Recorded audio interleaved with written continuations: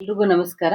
ಇದು ಆರತಿ ತಟ್ಟೆ, ಇದೆರಡು ದೀಪಾಲೆ ಕಂಬ. ಮೊನ್ನೆ ಯುಗಾದಿ ಹಬ್ಬಕ್ಕೆ ನಾನು ಇದನ್ನ ಎರಡೂನು ದೇವ್ರ ಮುಂದೆ ದೀಪ ಹಚ್ಚಿದ್ದೆ ಇದ್ರಲ್ಲಿ. ಹಾಗಾಗಿ ಸ್ವಲ್ಪ ಜಿಡ್ಡಿರುತ್ತೆ. ಜಿಡ್ಡು ಮತ್ತೆ ಸ್ವಲ್ಪ ಎಲ್ಲ ನೋಡಿ, ದೀಪ ಎಲ್ಲಿ ಹಚ್ಚಿರ್ತೀವೋ ಅಲ್ಲಿ ಕಪ್ಪಾಗಿರತ್ತಲ್ಲ, ಆ ಕಪ್ಪೆಲ್ಲ ಯಾವ ರೀತಿ ಕ್ಲೀನ್ ಮಾಡೋದು, ಆಮೇಲೆ ಈ ಬೆಳ್ಳಿ ಪಾತ್ರೆನ ಯಾವಾಗ್ಲೂ ಪಳಪಳ ಅಂತ ಹೊಳೆಯೋಂಗೆ ಯಾವ ರೀತಿ ಮೇಂಟೈನ್ ಮಾಡ್ಬೇಕು, ನಾ ಎದ್ರಿಂದ ತೊಳಿತೀನಿ ಅಂತ ತೋರಿಸ್ಕೊಡ್ತೀನಿ. ಇದು ತುಂಬಾ ಹಳೇದು ನಂದು. ನಾನು ತಂದಾಗ್ನಿಂದಾನು ಇದೇ ರೀತಿ ಕ್ಲೀನ್ ಆಗಿ ಮೇಂಟೈನ್ ಮಾಡ್ತೀನಿ. ಆಮೇಲೆ ಇದನ್ನ ಯಾವ ರೀತಿ ಸ್ಟೋರ್ ಮಾಡಿ ಇಟ್ಕೊಳ್ಳೋದು ಅಂತಾನು ನಾ ಈ ವಿಡಿಯೋದಲ್ಲಿ ತೋರಿಸ್ತೀನಿ. ನೆಕ್ಸ್ಟ್ ಹಬ್ಬ ಬರೋವರೆಗೂ ಇದೇ ತರ ಪಳಪಳ ಅಂತ ಹೊಳಿತಾ ಇರುತ್ತೆ. ಅಂಗಡಿಗೆ ಹೋಗಿ ಇದನ್ನ ಪಾಲಿಶ್ ಮಾಡ್ಕೊಂಡ್ಬರೋ ಅವಶ್ಯಕತೆನೂ ಇರಲ್ಲ. ನಿಮ್ದು ಹಳೇದು ಎಷ್ಟೇ ಹಳೆ ಪಾತ್ರೆ ಇದ್ರೂ, ಬೆಳ್ಳಿದು ಹಳೆ ಪಾತ್ರೆ ಇದ್ರೂ ಅದನ್ನ ಇದೇ ತರ ಕ್ಲೀನ್ ಮಾಡ್ಕೊಂಡ್ರೆ ನಿಮ್ಗೆ, ಆಮೇಲೆ ಕ್ಲೀನ್ ಮಾಡಿ ಪ್ರತಿ ಸರಿನೂ ಇದೇ ತರ ಕ್ಲೀನ್ ಮಾಡ್ತಾ ಇದ್ರೆ ಇದು ಪಳಪಳ ಅಂತ ಹೊಳಿತಾ ಇರುತ್ತೆ ಯಾವಾಗ್ಲೂ. ಆಮೇಲೆ ಬೆಳ್ಳಿ ಪಾತ್ರೆ ಅಂದ್ರೆ ಸ್ವಲ್ಪ ಹೊಳಿತಾ ಇದ್ರೇನೆ ಚೆನ್ನಾಗಿರುತ್ತೆ. ನೋಡಿ, ಈಗ ಇದ್ರ ಒಳಗಡೆ ಇರೋ ದೀಪ ಎಲ್ಲ ತೆಗ್ದೆ. ಇದು ನೋಡಿ ಕಪ್ಪಾಗಿರುತ್ತೆ ಎಲ್ಲ, ದೀಪ ಹಚ್ಚಿ ಅಲ್ಲೆಲ್ಲ ಕಪ್ಪಾಗಿದೆ. ನಾನು ಯಾವಾಗ್ಲೂ ಇದೇ ತರ ಮೇಂಟೈನ್ ಮಾಡೋದ್ರಿಂದ ಇದು ಸ್ವಲ್ಪ ಎಲ್ಲ ತುಂಬಾನೇ ಕ್ಲೀನ್ ಆಗಿದೆ. ನಿಮ್ದು ಯಾರ್ದಾದ್ರೂ ತುಂಬಾ ಹಳೇದು, ತುಂಬಾ ಕಲೆ ಇದೆ, ತುಂಬಾ ಕಪ್ಪಾಗಿದೆ ಅಂತಂದ್ರೆ ನೀವು ಒಂದ್ಸರಿಗಲ್ಲ ಇದನ್ನ ಪದೇ ಪದೇ ಈ ತರ ತೊಳಿತಾ ಇದ್ರೆ ಮಾತ್ರ ಈ ತರ ಹೊಳೆಯಕ್ ಸ್ಟಾರ್ಟ್ ಆಗುತ್ತೆ. ಆಮೇಲೆನೆ ನೋಡಿ, ಫಸ್ಟ್ ನಾವು ಪಾತ್ರೆ ತೊಳೆಕ್ಕೆ ನಾವು ಯಾವ ಲಿಕ್ವಿಡ್ ಯೂಸ್ ಮಾಡ್ತೀವೋ ಅಥವಾ ಸೋಪು, ನಾನು ಸೋಪ್ ಯಾವತ್ತು ಯೂಸ್ ಮಾಡಲ್ಲ, ಲಿಕ್ವಿಡ್ ಯೂಸ್ ಮಾಡೋದ್ರಿಂದ ಫಸ್ಟ್ ಲಿಕ್ವಿಡ್ ಹಾಕಿ ಆ ಎಣ್ಣೆ ಜಿಡ್ಡು ಇರುತ್ತಲ್ಲ ಫಸ್ಟ್ ಅದನ್ನೆಲ್ಲ ತೆಗೆದ್ಬಿಡ್ಬೇಕು. ಆ ಎಣ್ಣೆ ಜಿಡ್ಡು ಹೋಗೋ ತನಕ ಸ್ವಲ್ಪ ಕ್ಲೀನ್ ಮಾಡ್ಕೋಬೇಕು. ಒಂಚೂರು ಬಿಡದಂಗೆ ಸಂಧಿ ಎಲ್ಲಾನು ಎಣ್ಣೆ ಬಿದ್ದಿರುತ್ತೆ, ಸೈಡಿಗೆ ಸಂಧಿ ಇರುತ್ತೆ ನೋಡಿ, ಜಾಯಿಂಟ್ ಅಂತೀವಿ, ಆ ಜಾಯಿಂಟ್ ಅಲ್ಲೆಲ್ಲ ಎಣ್ಣೆ ಸೇರ್ಕೊಂಡಿರುತ್ತೆ. ಅದನ್ನೆಲ್ಲಾನು ಕ್ಲೀನ್ ಮಾಡ್ಬೇಕು. ಆ ದೀಪ ಹಚ್ಚಿದ್ರಲ್ಲಿ ಮಾತ್ರ ಹೆಬ್ಬಟ್ಟಿಂದ ಸ್ವಲ್ಪ ತಿಕ್ತಾ ಇರ್ಬೇಕು, ತಿಕ್ಕಿ ಸ್ವಲ್ಪ ಕ್ಲೀನ್ ಮಾಡ್ಕೋಬೇಕು ಸ್ವಲ್ಪ ಹೊತ್ತು. ಪಾತ್ರೆ ಎಲ್ಲ ತೊಳಿಬೇಕಾದ್ರೆ ಸ್ಕಾಚ್ ಬ್ರೈಟು, ನಾರು, ತಂತಿ ಇದೆಲ್ಲ ಯೂಸ್ ಮಾಡ್ತಾ ಇರ್ತೀವಿ. ಆ ನಾರ್ನ ಇದಕ್ಕೆಲ್ಲ ಯೂಸ್ ಮಾಡಬಾರ್ದು. ಯಾಕಂದ್ರೆ ಇದು ಒಂದ್ ಸರಿ ಸ್ಕ್ರಾಚ್ ಆಗ್ಬಿಟ್ರೆ ಮತ್ತೆ ಇದು ಪಾತ್ರೆ ಪಳಪಳ ಅಂತ ಹೊಳೆಯಲ್ಲ. ಆತರ ಏನಾದ್ರೂ ಮೊದ್ಲು ನೀವು ಮಾಡಿದ್ರೆ ಅದನ್ನ ಇವತ್ತೇ ಸ್ಟಾಪ್ ಮಾಡಿಬಿಡಿ. ಅವಾಗ ನಿಮ್ಗೆ ಈ ಪಾತ್ರೆ ತುಂಬಾ ಚೆನ್ನಾಗಿರುತ್ತೆ. ಆಮೇಲೆ ಬರೀ ಕೈಯಿಂದ ಮಾತ್ರ ತೊಳಿಬೇಕು, ನೀವು ಬೇರೆ ಏನು ಯೂಸ್ ಮಾಡಬಾರ್ದು. ನನ್ನ ಸೀಕ್ರೆಟ್ ನೋಡಿ ಇದೆ, ಕೋಲ್ಗೇಟ್. ಇದು ಕೋಲ್ಗೇಟ್ ಆಕ್ಟಿವ್ ಸಾಲ್ಟ್ ಅಂತ ಇರುತ್ತಲ್ಲ, ನಾನು ಅದನ್ನೇ ಯೂಸ್ ಮಾಡ್ತಾ ಇರ್ತೀನಿ. ಯಾವಾಗ್ಲೂ ಅದನ್ನೇ ಯೂಸ್ ಮಾಡ್ತೀನಿ. ಎಲ್ರು ಮನೆಯಲ್ಲೂ ಬಾತ್ರೂಮ್ ಅಲ್ಲಿ ಕೋಲ್ಗೇಟ್ ಇಟ್ರೆ, ಪೇಸ್ಟ್ ಇಟ್ರೆ ನಾನು ಅಡಿಗೆ ಮನೇಲಿ ಇಟ್ಕೊಂಡಿರ್ತೀನಿ. ಇದು ಪ್ರತಿ ವಾರ ನಾನು ದೇವ್ರ ಸಾಮಾನು ತೊಳಿಬೇಕಾದ್ರೆ, ದೇವ್ರ ಸಾಮಾನಿಗೆ ಅಂದ್ರೆ ಬೆಳ್ಳಿ ಪಾತ್ರೆ ಏನಾದ್ರೂ ಇರುತ್ತಲ್ಲ ಅದನ್ನ ಇದ್ರಲ್ಲೇ ತೊಳಿತಾ ಇರ್ತೀನಿ. ನೀವೇನಾದ್ರೂ ಮೊದ್ಲಿಗೆ ಈಗಾಗ್ಲೇ ಸ್ಕಾಚ್ ಬ್ರೈಟು ಅಥವಾ ಈ ಸ್ಟೀಲ್ ನಾರ ಹಾಕಿ ಬೆಳ್ಳಿ ಪಾತ್ರೆನ ಏನಾದ್ರೂ ಉಜ್ಬಿಟ್ಟಿದ್ರೆ ಇನ್ಮೇಲಿಂದ ಆತರ ಮಾಡಬೇಡಿ. ಈ ತರ ನೋಡಿ, ಫಸ್ಟ್ಗೆ ನಾನು ತೋರಿಸಿದ್ನಲ್ಲ ಲಿಕ್ವಿಡ್, ಯಾವ್ದಾದ್ರು ಒಂದು ವಿಮ್ ಲಿಕ್ವಿಡ್ ಯಾವ್ದೋ ನೀವು ಪಾತ್ರೆ ಯಾವ್ದ್ರಲ್ಲಿ ತೊಳಿದ್ರೋ ಅದನ್ನ ಹಾಕ್ಬಿಟ್ಟು ಫಸ್ಟ್ ಕ್ಲೀನ್ ಮಾಡಿ, ಆಮೇಲೆ ಪೇಸ್ಟ್ ಹಾಕಿ ಬರೀ ಕೈಯಿಂದ ತೊಳಿರಿ. ಆಮೇಲೆ ಇದೊಂದ್ 2 ಬ್ರಷ್ ಇಟ್ಕೊಂಡಿರ್ತೀನಿ ನಾನು, ಈ ಬೆಳ್ಳಿ ಪಾತ್ರೆ ಮತ್ತೆ ದೇವ್ರ ಸಾಮಾನೆಲ್ಲ ತೊಳಿಬೇಕಾದ್ರೆ ಬೇಕಾಗುತ್ತೆ ಅಂತ 2 ಚೆನ್ನಾಗಿರೋ ಬ್ರಷ್ ನ ಇಟ್ಕೊಂಡಿರ್ತೀನಿ, ಸಪರೇಟ್ ಆಗಿ ಇಟ್ಕೊಂಡಿರ್ತೀನಿ. ನೋಡಿ, ಇದನ್ನ ಕೋಲ್ಗೇಟ್ ಹಾಕಿ ಕೈಯಿಂದಾನೇ ಈ ತರ ತೊಳಿತಾ ಇರ್ಬೇಕು. ಎಲ್ಲಿ ಕಪ್ಪಾಗಿರುತ್ತೆ, ಎಲ್ಲಿ ಜಿಡ್ಡಿರುತ್ತೋ ಅಲ್ಲಿ ಸ್ವಲ್ಪ ಉಜ್ಜಿ ತಿಕ್ತಾ ಇರ್ಬೇಕು. ತೋರಿಸ್ತೀನಿ ನೋಡಿ, ಈ ತರ ತಿಕ್ತಾ ಇರ್ಬೇಕು. ಬರೀ ಹೆಬ್ಬಟ್ಟಿಂದ ಮಾತ್ರ ಉಜ್ಜುತ್ತಾ ಇರ್ಬೇಕು. ಹಾಗೆ ಸ್ವಲ್ಪ ಪೇಶನ್ಸ್ ಇಂದ ಮಾಡ್ಬೇಕು ಈ ಕೆಲ್ಸನ. ನಾನೇನ್ ಮಾಡ್ತೀನಿ ಅಂದ್ರೆ ಹಬ್ಬ ಎಲ್ಲ ಕಳೆದ್ಮೇಲೆ ಎಲ್ಲ ಕೆಲಸ ಮುಗಿಸಿ ಫ್ರೀ ಆಗಿ ಈ ಬೆಳ್ಳಿ ಪಾತ್ರೆ ಏನಿರುತ್ತೋ ಅದನ್ನ ತೊಳಿತಾ ಇರ್ತೀನಿ. ನೋಡಿ, ಈ ತರ ಸೈಡ್ ಎಲ್ಲ ಇರುತ್ತೆ ನೋಡಿ, ಸೈಡ್ ಎಲ್ಲ ಸ್ವಲ್ಪ ಎಣ್ಣೆ ಎಲ್ಲ ಹೋಗಿರುತ್ತೆ. ಅವಾಗ ಈ ಬ್ರಷ್ ಇಂದ ಕ್ಲೀನ್ ಆಗಿ ಉಜ್ಬೇಕು. ಅವಾಗ ಆ ಜಿಡ್ಡೆಲ್ಲ ಅಂಟ್ಕೊಂಡಿರೋದೆಲ್ಲ ಹೋಗಿರುತ್ತೆ. ಇಲ್ಲ ಅಂದ್ರೆ ನೀವು ಅದೇ ಒಂದ್ಸರಿ ಅದು ಜಿಡ್ಡು ಅಂಟ್ಕೊಂಡಿರೋದು ಅದೇ ತರ ಬಿಟ್ಬಿಟ್ರೆ ಅದು ಜಿಡ್ಡು ಕೂತು ಕಪ್ಪಾಗುತ್ತೆ. ಇಲ್ಲಾಂದ್ರೆ ಯೆಲ್ಲೋ ಕಲರ್ ಆಗಿರುತ್ತೆ. ಬೆಳ್ಳಿ ಪಾತ್ರೆ ಎಲ್ಲ ಸ್ವಲ್ಪ ಎಲ್ಲ ಯೆಲ್ಲೋ ಕಲರ್ ಆಗಿರುತ್ತೆ. ನಂದು ಒಂಚೂರು ಕಲೆ ಇರಲ್ಲ, ನಿಮ್ಗೆ ಫುಲ್ ಎಲ್ಲ ಕ್ಲೀನ್ ಆದ್ಮೇಲೆ ತೋರಿಸ್ತೀನಿ. ನಾನು ತುಂಬಾ ವರ್ಷದಿಂದ ಇದೇ ತರ ಮಾಡೋದ್ರಿಂದ ನಂದು ಬೆಳ್ಳಿ ಪಾತ್ರೆ ಎಲ್ಲ ತುಂಬಾ ಪಳಪಳ ಅಂತ ಹೊಳಿತಾ ಇರುತ್ತೆ. ನಮ್ ಮನೆಗೆ ಯಾರೇ ಬಂದ್ರು ನೀವ್ ಎದ್ರಲ್ಲಿ ತೊಳಿತೀರಾ, ಹೇಗ್ ಕ್ಲೀನ್ ಮಾಡ್ತೀರಾ, ಅಥವಾ ನೀವು ಅಂಗಡಿಲಿ ಹೋಗಿ ಕ್ಲೀನ್ ಮಾಡ್ಸ್ಕೊಂಡ್ ಬರ್ತೀರಾ ಅಂತ ಕೇಳ್ತಾರೆ. ನಾನು ಇಲ್ಲಿವರೆಗೂ ಯಾವ ಬೆಳ್ಳಿ ಪಾತ್ರೆನೂ ನಾನು ಅಂಗಡಿಲಿ ಹೋಗಿ ಕ್ಲೀನ್ ಮಾಡ್ಸ್ಕೊಂಡ್ ಬಂದಿಲ್ಲ. ನಾನು ಮನೆಯಲ್ಲೇನೆ ಇದೇ ತರ ಕ್ಲೀನ್ ಮಾಡ್ತೀನಿ. ನಾನು ಪ್ರತಿಯೊಬ್ಬರಿಗೂ ಇದನ್ನೇ ಸಜೆಷನ್ ಮಾಡ್ತೀನಿ. ಯಾಕಂದ್ರೆ ತುಂಬಾ ಕ್ಲೀನ್ ಆಗುತ್ತೆ, ದುಡ್ಡು ವೇಸ್ಟ್ ಆಗಲ್ಲ. ಆಮೇಲೆ ಅಂಗಡಿಲಿ ತೊಳಸ್ಕೊಂಬಂದ್ರೂ ಅಷ್ಟೇ, ನೀವು ಫಸ್ಟ್ ತೊಳಸ್ಕೊಂಬಂದಾಗ ಮಾತ್ರ ಕ್ಲೀನ್ ಇರುತ್ತೆ. ಆಮೇಲೆ ಮತ್ತೆ ನಿಮ್ಗೆ ಅದೇ ತರ ಆಗ್ಬಿಡುತ್ತೆ, ಸ್ವಲ್ಪ ಕಪ್ಪಾಗೋದು ಅಥವಾ ಕಲರ್ ಡಲ್ ಆಗೋದು ಅನ್ಸುತ್ತೆ. ಈ ತರ ನೀವು ತೊಳೆದ್ ನೋಡಿ ಎಷ್ಟು ಕ್ಲೀನ್ ಆಗಿರುತ್ತೆ. ನೋಡಿ, ನಾನು ರೈಟ್ ಹ್ಯಾಂಡ್ ಅಲ್ಲಿ ಇರೋದು ತೊಳಿದೇ ಇರೋದು, ಲೆಫ್ಟ್ ಹ್ಯಾಂಡ್ ಅಲ್ಲಿ ಇರೋದು ತೊಳೆದಿರೋದು, ನಿಮ್ಗೆ ಡಿಫ್ರೆನ್ಸ್ ಎಷ್ಟು ಇದೆ ಅಂತ ಗೊತ್ತಾಗುತ್ತೆ.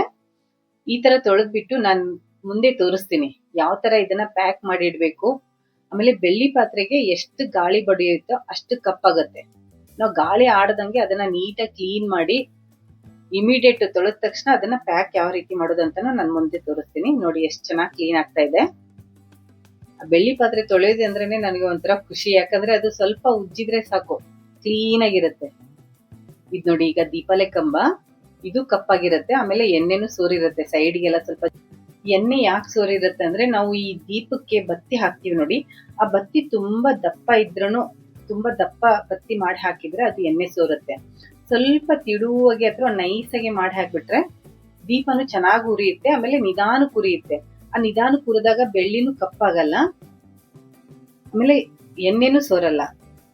ಬೆಳ್ಳಿ ಸಾಮಾನೆಲ್ಲ ಬೇಕು ಬೇಕು ಅಂತ ಎಷ್ಟೊಂದು ದುಡ್ಡು ಕೊಟ್ಟು ತಗೊಂಡಿರ್ತೀವಿ, ಅದನ್ನ ಕ್ಲೀನ್ ಆಗಿ ಮೇಂಟೈನ್ ಮಾಡ್ಕೋತಾ ಬಂದ್ರೆ, ಈ ತರ ಕ್ಲೀನ್ ಆಗಿ ಉಜ್ಜಿ ಕ್ಲೀನ್ ಆಗಿ ಮೇಂಟೈನ್ ಮಾಡಿದ್ರೆ ಅದು ತುಂಬಾ ದಿನ ಬಾಳಿಕೆ ಬರುತ್ತೆ. ಆಮೇಲೆ ಅದು ಪಳಪಳ ಅಂತ ಹೊಳಿತಾ ಇದ್ರೆ ಅದಕ್ಕೊಂದು ಬೆಲೆ ಇರುತ್ತೆ. ಆ ಬೆಳ್ಳಿ ಸಾಮಾನ್ ಅಂತ ಏನಂತೀವಿ ನೋಡಿ, ನಾವು ಎಷ್ಟೊಂದು ದುಡ್ಡು ಕೊಟ್ಟು ತಂದಿರ್ತೀವಿ, ಆ ದುಡ್ಡಿಗೆನು ಬೆಲೆ ಇರುತ್ತೆ, ಆಮೇಲೆ ಆ ಬೆಳ್ಳಿ ಸಾಮಾನಿಗೆನು ಒಂದ್ ಬೆಲೆ ಇರುತ್ತೆ. ಬೆಳ್ಳಿ ಸಾಮಾನು ಒಂಚೂರು ಕಪ್ಪಾದ್ರೂ ನನಗಂತೂ ಇಷ್ಟ ಆಗಲ್ಲ. ಹಾಗಾಗಿ ನಾನು ಸ್ವಲ್ಪ ಇದನ್ನ ಅವಾಗವಾಗ ಕ್ಲೀನ್ ಮಾಡಿ, ಅಂದ್ರೆ ಹಬ್ಬ ಮುಗಿದ ತಕ್ಷಣ ಈ ತರ ಎಲ್ಲ ಕ್ಲೀನ್ ಮಾಡಿ ನೀಟಾಗಿ ಪ್ಯಾಕ್ ಮಾಡಿ ಇದನ್ನ ಒಂದ್ಸರಿ ಹಬ್ಬ ಮುಗಿದ ತಕ್ಷಣ ಲಾಕರ್ಗೆ ಇಟ್ಬಿಟ್ರೆ ನೆಕ್ಸ್ಟ್ ಹಬ್ಬಕ್ಕೇನೆ ನಾನು ಈ ಲಾಕರ್ ಇಂದ ತಗೊಂಡ್ಬರೋದು ಇದನ್ನೆಲ್ಲ. ನೋಡಿ ಆ ತರ ಎಲ್ಲ ಸಂಧಿ ಸಂಧಿ ಇರುತ್ತೆ ನೋಡಿ, ಅಲ್ಲೆಲ್ಲ ಸ್ವಲ್ಪ ಬ್ರಷ್ ಹಾಕಿ ಉಜ್ಜಬೇಕು. ಸ್ವಲ್ಪ ಬ್ರಷ್ ಸಾಫ್ಟ್ ಅಂದಿರ್ಬೇಕು, ತುಂಬಾ ರಫ್ ಇರೋ ಬ್ರಷ್ ತಗೊಂಡ್ಬಿಟ್ರೆ ಮತ್ತೆ ಸ್ಕ್ರಾಚ್ ಆಗ್ಬಿಡತ್ತೆ. ಫಸ್ಟ್ ಯಾರಾದ್ರೂ ಅದು ನಾನು ಹೇಳ್ದಂಗೆ ನೀವೇನಾದ್ರೂ ನಿಮ್ ಪಾತ್ರೆ ಬೆಳ್ಳಿ ಪಾತ್ರೆ ಏನಾದ್ರೂ ಸ್ಕ್ರಾಚ್ ಆಗ್ಬಿಟ್ಟಿದ್ರೆ ಈ ತರ ಪೇಸ್ಟ್ ಹಾಕಿ ಒಂದ್ 3-4 ಅಥವಾ 4-5 ಸರಿ ತೊಳಿತಾ ಹೋಗಿ.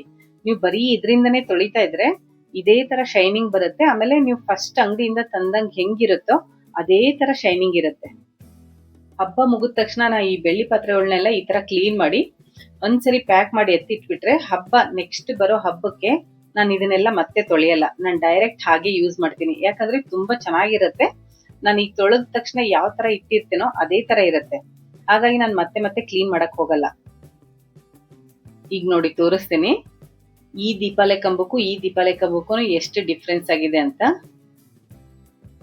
ನೋಡಿ ಇದು ಎಷ್ಟು ಪಳಪಳ ಅಂತ ಐತೆ.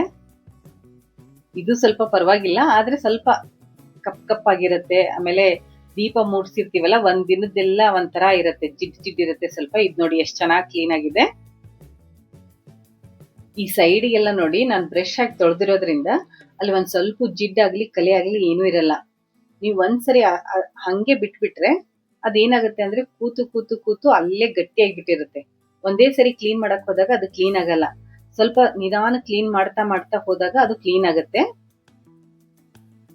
ಆಮೇಲೆ ಯಾವ್ದಾದ್ರು ನಿಮ್ದು ಹಳೆ ಬೆಳ್ಳಿ ಪಾತ್ರೆ ಇದ್ರೆ ಅದನ್ನ ಒಂದೇ ಸರಿ ನೀವು ಇಷ್ಟು ಕ್ಲೀನ್ ಆಗಿ ತೊಳಿತೇನೆ ಅಂದ್ರೆ ಆಗಲ್ಲ. ನೀವು ಯೂಸ್ ಮಾಡ್ತಾ ಮಾಡ್ತಾ ಹೋದಂಗೆ ನೀವು ಇದನ್ನೇ ಹಾಕಿ ತೊಳಿತಾ ಇದ್ರೆ, ಕೋಲ್ಗೇಟ್ ಹಾಕಿ ತೊಳಿತಾ ಇದ್ರೆ ಕ್ಲೀನ್ ಆಗ್ತಾ ಹೋಗುತ್ತೆ. ಈ ದೀಪಾಲೆ ಕಂಬದ ಕೆಳಗಡೆ ಸ್ವಲ್ಪ ಟೊಳ್ಳಿರುತ್ತೆ, ಆ ಟೊಳ್ಳ ಹತ್ರ ಎಲ್ಲ ನೀರ್ ಸೇರ್ಕೊಂಡಿರುತ್ತೆ. ಆ ನೀರ್ನೆಲ್ಲ ಸ್ವಲ್ಪ ಈ ತರ ನಾನ್ ಮಾಡಿದ್ನೆಲ್ಲ ಆ ತರ ಮಾಡಿಬಿಟ್ಟು ಅದು ನೀರ್ ಹೋಗೋವರೆಗೂ ಸ್ವಲ್ಪ ಕ್ಲೀನ್ ಆಗಿ ಎಲ್ಲ ಒರೆಸೋದಾಗ್ಲಿ ಮುಂದೆ ತೋರಿಸ್ತೀನಿ ಯಾವ ತರ ನಾನು ಒರೆಸ್ತೀನಿ ಅಂತ. ಇದ್ರಲ್ಲೂ ಅಷ್ಟೇ, ಇದು ಕಳಸ, ಈ ಕಳಸದಲ್ಲೂ ನೀರಿರುತ್ತೆ. ಈ ನೀರ್ನೆಲ್ಲ ಈ ತರ ತೆಗಿಬೇಕು. ತೆಗೆದ್ಬಿಟ್ಟು ನೀರ್ ಹೋಗೋವರೆಗೂ ಸ್ವಲ್ಪ ವೇಟ್ ಮಾಡಿ, ಅಂದ್ರೆ ಅದನ್ನ ಉಲ್ಟಾ ಇಡ್ಬೇಕು, ಅವಾಗ ನೀರೆಲ್ಲ ಬಸ್ಕೊಂಡ್ ಹೋಗುತ್ತೆ. ಇಲ್ಲ ಅಂದ್ರೆ ಏನಾಗುತ್ತೆ ಅಂದ್ರೆ ಆ ನೀರು ಉಳ್ಕೊಂಡ್ರೆ ಅಲ್ಲಿ ಎಲ್ಲ ಸ್ವಲ್ಪ ಗ್ರೀನ್ ಗ್ರೀನ್ ಆಗಿ ಅದೇ ತರ ಕಲೆ ಉಳ್ಕೊಂಡ್ಬಿಡತ್ತೆ. ಈಗ ನೋಡಿ ಇದು ಪ್ಲೇಟು, ಈ ಪ್ಲೇಟ್ ತೊಳಿಬೇಕಾದ್ರೆ ನೋಡಿ ನಾನು ಕೈಯಲ್ಲಿರೋ ಉಂಗ್ರ ಎಲ್ಲ ತೆಗಿತೀನಿ, ಇಲ್ಲ ಅಂದ್ರೆ ಅದು ಸ್ಕ್ರಾಚ್ ಬಂದ್ಬಿಡತ್ತೆ. ಆಮೇಲೆ ಇದನ್ನ ತೊಳಿಬೇಕಾದ್ರೂ ಅಷ್ಟೇ, ಕೈ ಜರ್ಕೊಂಡು ಪಾತ್ರೆ ಏನಾದ್ರು ಬಿದ್ರೆ ಪಾತ್ರೆ ಎಲ್ಲ ನೆಗ್ಕೊಂಡ್ಬಿಡತ್ತೆ, ಅಂದ್ರೆ ಡ್ಯಾಮೇಜ್ ಆಗತ್ತೆ. ಸ್ವಲ್ಪ ತೊಳಿಬೇಕಾದ್ರೂ ಹುಷಾರಾಗಿ ತೊಳಿಬೇಕು. ನಾನು ಸ್ವಲ್ಪ ಭಾರ ಹಾಕಿ ಅದನ್ನೆಲ್ಲ ಉಜ್ಜಿತಾ ಇರ್ತೀನಿ. ಉಜ್ಜಬೇಕಾದ್ರೂ ಅಷ್ಟೇ ಕೈ ಬಿದ್ದು ಕೈಯಿಂದ ಜಾರ್ಕೊಂಡ್ಬಿದ್ರೆ ಸ್ವಲ್ಪ ಬೆಳ್ಳಿ ಎಲ್ಲ ಡ್ಯಾಮೇಜ್ ಆಗುತ್ತೆ. ಆಮೇಲೆ ಬೆಳ್ಳಿ ತುಂಬಾ ಸಾಫ್ಟ್ ಆಗಿರುತ್ತೆ. ಆಮೇಲೆ ಈ ಪ್ಲೇಟ್ ಎಲ್ಲ ತೊಳಿಬೇಕಾದ್ರೆ ಸ್ವಲ್ಪ ಅಂಚಿದ್ರೆ ಸ್ವಲ್ಪ ಕಷ್ಟನೇ, ಯಾಕಂದ್ರೆ ಕೈಗೆಲ್ಲ ಹತ್ಕೊಂಡ್ಬಿಡತ್ತೆ, ಕೈ ಎಲ್ಲ ಸ್ವಲ್ಪ ಡ್ಯಾಮೇಜ್ ಆಗೋ ಚಾನ್ಸ್ ಇರುತ್ತೆ. ಈಗ ನೋಡಿ ಪ್ಲೇಟನ್ನು ತೊಳೆದೆ, ಎಷ್ಟು ಚೆನ್ನಾಗಾಗಿದೆ ಪ್ಲೇಟನ್ನು. ಈಗ ನೋಡಿ ನಾನು 2 ಹಳೆ ಗ್ಲಾಸ್ನ ತೊಳೆದು ತೋರಿಸ್ತೀನಿ, ಯಾಕಂದ್ರೆ ಇದೆಲ್ಲ ಸ್ವಲ್ಪ ನಂದು ಬೆಳ್ಳಿ ಪಾತ್ರೆ ಸ್ವಲ್ಪ ಕ್ಲೀನ್ ಆಗೇನೆ ಇತ್ತು. ಇದು ನೋಡಿ ಎಷ್ಟು ಕಪ್ಪಾಗಿದೆ ಗ್ಲಾಸು. ನಾನು 15-20 ದಿನ ಆಯ್ತು ಇದನ್ನ ತೊಳೆದೇ ಇರ್ಲಿಲ್ಲ. ನಾನು ಈ ವಿಡಿಯೋ ಮಾಡ್ಬೇಕಂತಾನೆ ತೊಳೆದೇ ಇರ್ಲಿಲ್ಲ, ಯಾಕಂದ್ರೆ ಗಾಳಿ ಬಿದ್ರೆ ಈ ತರ ಆಗುತ್ತೆ. ಅಥವಾ ನಾವು ಯಾವಾಗ್ಲೂ ತೊಳಿತಾ ಇರ್ಲಿಲ್ಲ ಅಂದ್ರೆ ಈ ತರನು ಕಪ್ಪಾಗುತ್ತೆ. ಬರೀ ನೀರಿಂದ ಸೋಪಿಂದ ಹಾಕಿ ತೊಳೆದ್ರೆ ಈ ತರ ಕಪ್ಪಾಗೆ ಇರುತ್ತೆ.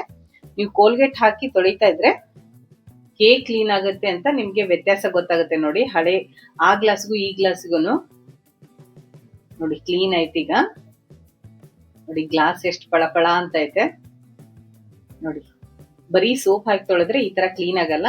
ಆಮೇಲೆ ಇದು ಒಂದೇ ಸರಿಗೆ ಕ್ಲೀನ್ ಅಂದ್ರೆ ಶೈನ್ ಬರಲ್ಲ.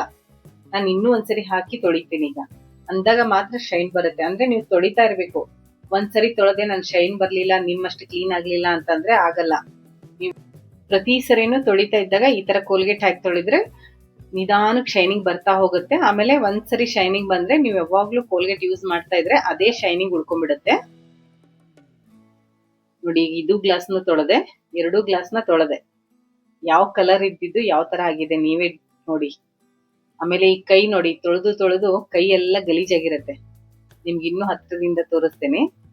ಕೈ ಕೆಸರಾದ್ರೇನೆ ಬಾಯಿ ಮೊಸರು ಅನ್ನೋ ತರ. ನಾನು ಈ ತರ ಎಲ್ಲ ತೊಳೆದು ಡಬ್ಬ ಹಾಕಿದ್ದೀನಿ. ಒಂದ್ ಅರ್ಧ ಗಂಟೆ ಅದು ಸ್ವಲ್ಪ ಎಲ್ಲ ನೀರ್ ಹೋಗ್ಲಿ. ಕೈ ನೋಡಿ ಯಾವ ತರ ಆಗಿದೆ. ಈ ಕೈಯಲ್ಲಿ ಲೈನ್ಸ್ ಎಲ್ಲ ಇರುತ್ತೆ, ಅಲ್ಲೆಲ್ಲ ಕಪ್ಪು ಸೇರ್ಕೊಂಡಿರುತ್ತೆ. ಅದನ್ನ ತೊಳಿಬೇಕಾದ್ರೂ ನಿಮ್ಗೊಂದು ಟಿಪ್ಸ್ ಹೇಳ್ತೀನಿ. ಈ ಲಿಂಬೆ ಹಣ್ಣು ಇರುತ್ತೆ ನೋಡಿ, ಲಿಂಬೆಯನ್ನ ನಾನು ಬೆಳಗ್ಗೆ ಡಿಟಾಕ್ಸ್ ವಾಟರ್ ಮಾಡ್ಕೊಂಡು ಕುಡಿದಿರ್ತೀನಿ. ಆ ಲಿಂಬೆ ಹಣ್ಣಿನ ಸಿಪ್ಪಿನ ನಾನು ಎಸೆಯಲ್ಲ, ಹಂಗೆ ಎತ್ತಿಟ್ಟಿರ್ತೀನಿ. ಈ ಅಡ್ಗೆ ಎಲ್ಲ ಕೆಲಸ ಎಲ್ಲ ಆದ್ಮೇಲೆ ಈ ಲಿಂಬೆಯನ್ನ ಸ್ವಲ್ಪ ಕೈಗೆ ಹಾಕೊಂಡು ಉಜ್ಕೊಂಡ್ಬಿಡ್ತೀನಿ. ಉಜ್ಕೊಂಡು ಕ್ಲೀನ್ ಆಗಿ ತೊಳಿತೀನಿ. ಇವತ್ತು ಸ್ವಲ್ಪ ಕಪ್ಪು ಜಾಸ್ತಿ ಆಗಿರೋದ್ರಿಂದ ಹೋಗ್ತಾ ಇರ್ಲಿಲ್ಲ. ಅದಕ್ಕೆ ನಾನು ಏನ್ ಮಾಡಿದೆ ಅಂದ್ರೆ ಸ್ವಲ್ಪ ಈ ಅಡ್ಗೆ ಸೋಡಾ ಇರುತ್ತೆ ನೋಡಿ, ಅಡ್ಗೆ ಸೋಡಾನ ಕೈಗೆ ಹಾಕೊಂಡು ಸ್ವಲ್ಪ ಉಜ್ಕೊಂಡೆ. ಇಲ್ಲ ಅಂದ್ರೆ ಏನಾಗುತ್ತೆ ಅಂದ್ರೆ ಕೈ ರಫ್ ಆಗುತ್ತೆ.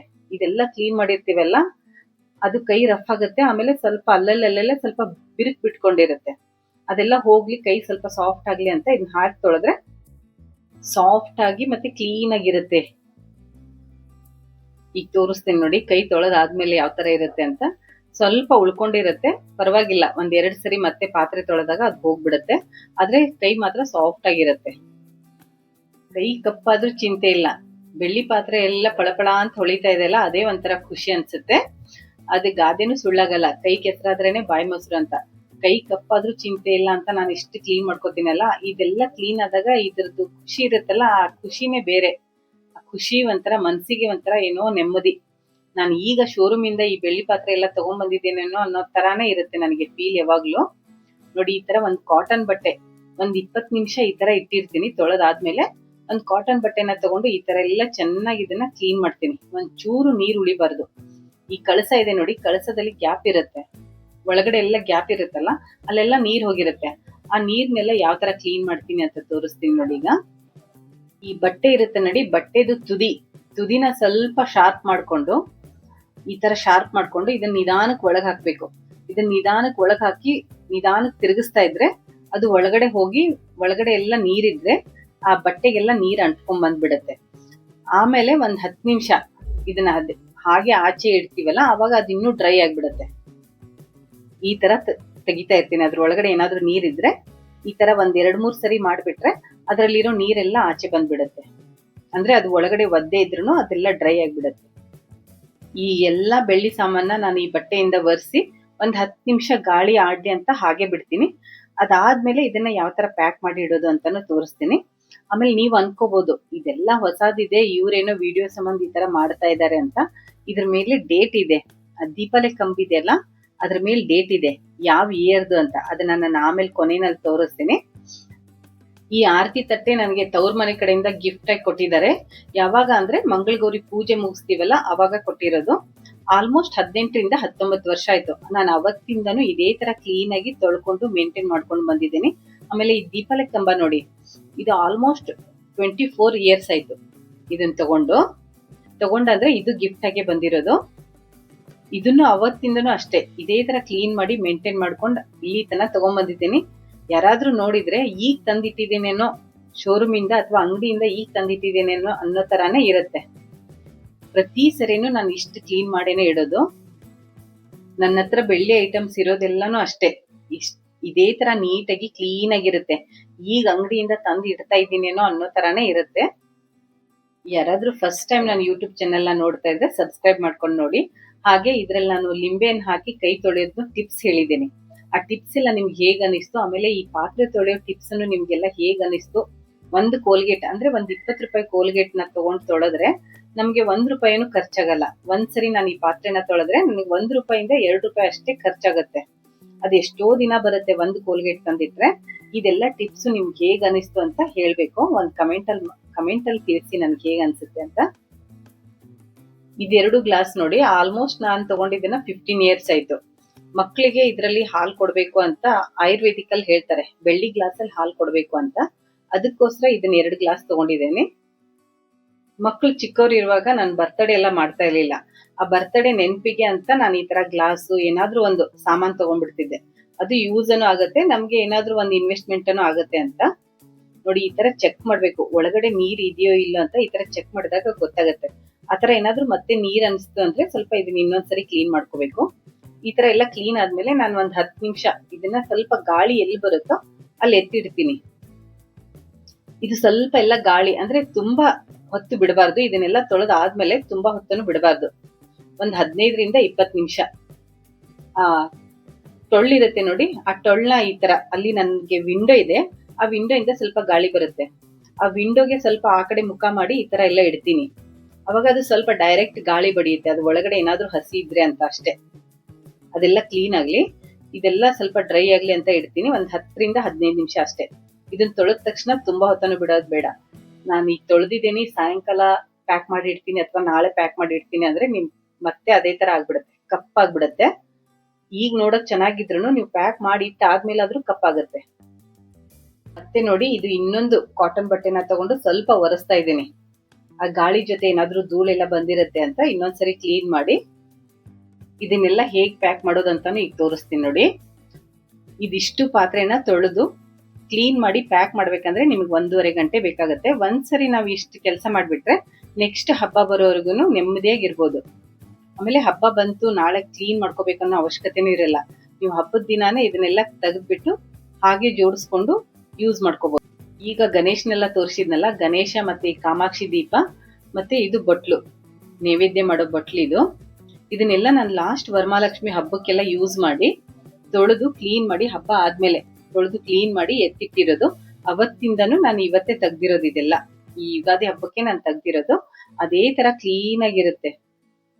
ಈ ತರ ಎಲ್ಲ ಒಂದ್ರ ಮೇಲೆ ಒಂದ್ ಜೋಡಿಸಿಡ್ತೀನಿ. ಇದು ಅಳಗಾಡ್ಲೂಬಾರ್ದು, ನಾವ್ ಎತ್ತಿಡ್ಬೇಕಾದ್ರೆ ಒಂದಕ್ಕೊಂದು ಸ್ಕ್ರಾಚ್ ಆಗ್ದಂಗೆ ಸ್ವಲ್ಪ ಗಟ್ಟಿಯಾಗಿ ಒಂದಕ್ಕೊಂದು ಜೋಡಿಸ್ಬೇಕು. ಆಮೇಲೆ ಇದು ಕವರ್ ನೋಡಿ, ಪ್ಲಾಸ್ಟಿಕ್ ಕವರು, ಈ ತರ ಗಟ್ಟಿ ಇರೋ ಪ್ಲಾಸ್ಟಿಕ್ ಕವರ್ನ ತಗೊಂಡು ಈ ತರ ಸುತ್ತಿ ಗಾಳಿ ಹೋಗ್ದಂಗೆ ನೀಟಾಗಿ ಪ್ಯಾಕ್ ಮಾಡ್ಬೇಕು.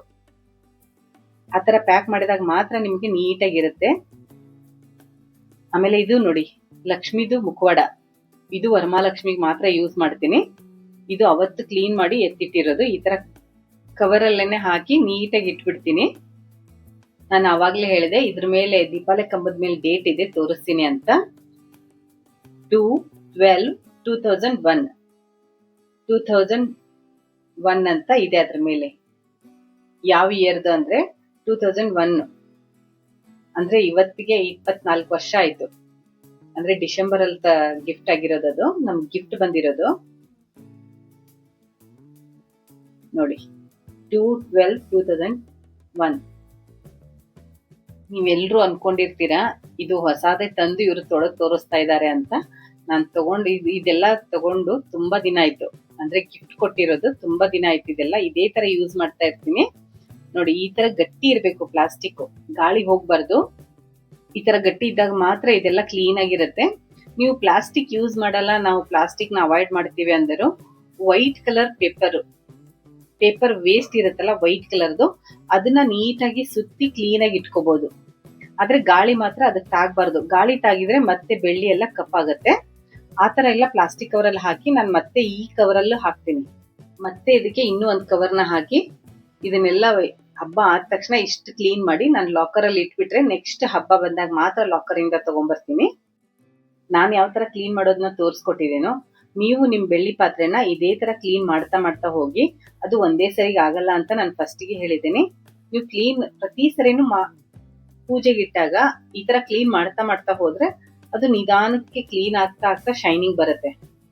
ಆಮೇಲೆ ನನಗೆ ಬೆಳ್ಳಿ ಅಂದ್ರೆ ಇದೇ ತರ ಹೊಳಿತಾ ಇದ್ರೇನೆ ಇಷ್ಟ ಆಗುತ್ತೆ. ಒಬ್ಬೊಬ್ರಿಗೆ ಇದು ಆಂಟಿಕ್ ಅಂತ ಬರುತ್ತಲ್ಲ, ಅದೆಲ್ಲ ಇಷ್ಟ ಆಗತ್ತೆ. ಅದು ಆಂಟಿಕ್ ಅಂದ್ರೆ ಸ್ವಲ್ಪ ನೋಡಕ್ಕೇನೆ ಸ್ವಲ್ಪ ಕಪ್ಪು ಇರುತ್ತೆ. ಬೆಳ್ಳಿ ಅಂದ್ರೆ ಯಾವಾಗ್ಲೂ ಹೊಳಿತಾ ಇರ್ಬೇಕು ಅಂದ್ರೇನೆ ಚಂದ ಅನ್ಸುತ್ತೆ. ನನ್ಗೇನೋ ಈ ತರ ಬೆಳ್ಳಿ ಸಾಮಾನ್ ತಗೊಳಕೇನೆ ಇಷ್ಟ. ಆಮೇಲೆ ನಾನು ತುಂಬಾ ಡಿಸೈನ್ ಎಲ್ಲ ತಗೊಳಲ್ಲ. ಬೆಳ್ಳಿ ಸಾಮಾನ್ ತಗೋಬೇಕಂದ್ರೆ ತುಂಬಾ ಡಿಸೈನ್ಸ್ ಎಲ್ಲ ತಗೊಳಲ್ಲ. ಈ ವಿಡಿಯೋ ಹೇಗೆ ಅನಿಸ್ತು ಅಂತ ಕಮೆಂಟ್ ಮಾಡೋದನ್ನ ಮರಿಬೇಡಿ. Thank you. See you again. Bye.